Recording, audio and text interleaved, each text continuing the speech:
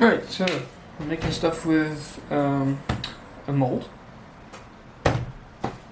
and casting material called Jesmonite, which I think is a combination of what looks like plaster and some mystery fluid, which is an acrylic resin of some kind. So it's a 1 to 2.5 part mixture of liquid to solid. So for that you can just use a kitchen scale. I'm just going to tare that. Start with the liquid. I'm going to try and pour out 10 grams of this.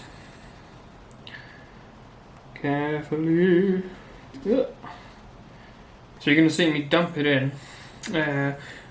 Whisk it as violently as I can, which is going to introduce a lot of bubbles, but I'm then going to whip it in the vacuum chamber to try and get rid of most of those. And the reason I'm going to do all this is because I want it to be as what's the opposite of viscous? Fluid? As fluid as possible when I get it into this mould. And I'm also going to use a paintbrush. This is I've done this like 15 times now, so I've got it down to a bit of a science. So I'm going to use a paintbrush and just dump out some of the mixture into here and get it all into those corners. Before the scale decides to go to sleep, I'm going to mix in the powder. And the scale went to sleep, that's okay. Only 25 grams of it, so and it's pretty forgiving, really. Oh shit, I put 35. Okay, so what's 2.5 of 10, say a couple of grams of liquid. See, it's that easy to make mistakes. Alright, so I'm going to have way too much with this one, but we'll roll with it anyway. And always with these types of things you want to scrape the sides of the container and the bottom of the container as well. And once I think I've got it to a kind of even consistency, more or less, in it goes in the vacuum chamber. And before I do that, I'm going to dump a little bit on this mould, and you'll see why. Right, while that's degassing, got about a minute while it does that. So just get it all up and right in the crevices. There's an overhang on this model which is really, really bad for bubbles.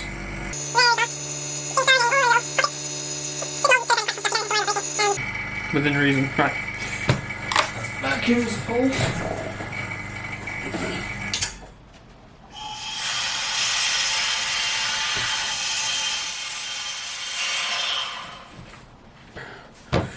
Get the rest of the mixture in there, and with all these pours you want to pour high and slow, and I'm going to do the modification where I pour medium and low, medium and fast.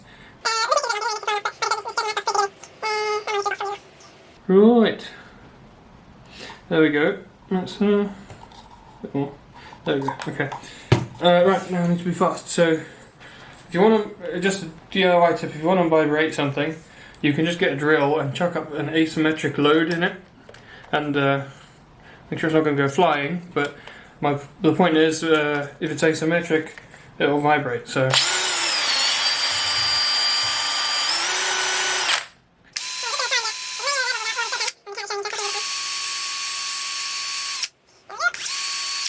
That's that. And then one last thing. Doesn't really work that well for Jesmonite, but it does work a little bit. I'm just going to take a lighter and try and pop those last bubbles. Yeah, we've got a few of them.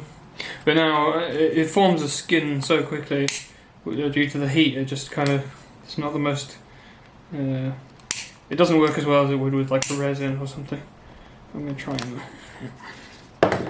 and there we go. And then what we will do is let that sit for about 30 minutes, give or take.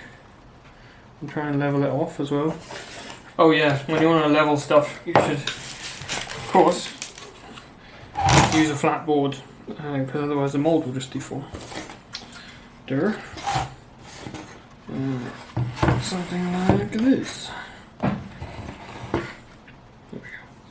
Because it just gets stuck to everything. They sell these little, I don't know what you call them, level dots in hardware stores. Just a quick way to ascertain how level your surface is. and it's not that critical. You can sand the base of these anyways. See you in half an hour. Oh, and I almost forgot to mention, wash your tools with water before it sets.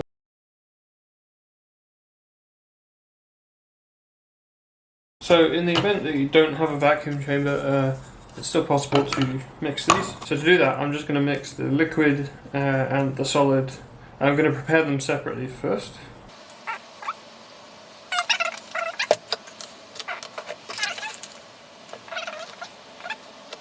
Now, instead of kind of doing it violently, I'm just going to gradually add the solid to the liquid, as gradually as I can.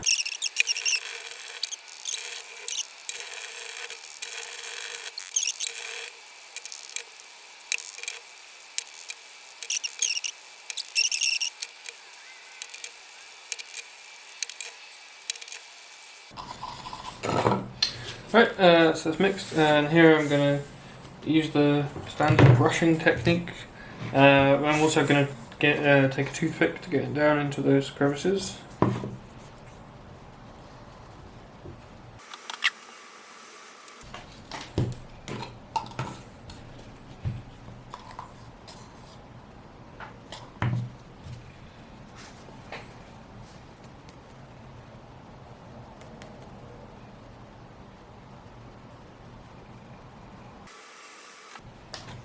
Okay.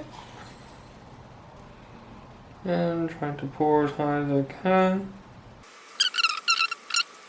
There we go. So that's done by hand. And as well, I'll assume you don't have a drill, in which case you can just tap the mould, try and persuade the bubbles to come out. Oops. Whoopsie daisy.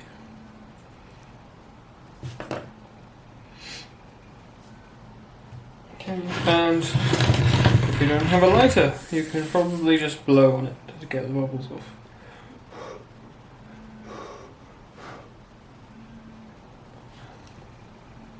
Yeah, not too bad. Hopefully. And if you don't have a level, just use your best guess. Right, and remember to go wash your stuff with water afterwards. I'll see you in half an hour and we'll see how it turned out.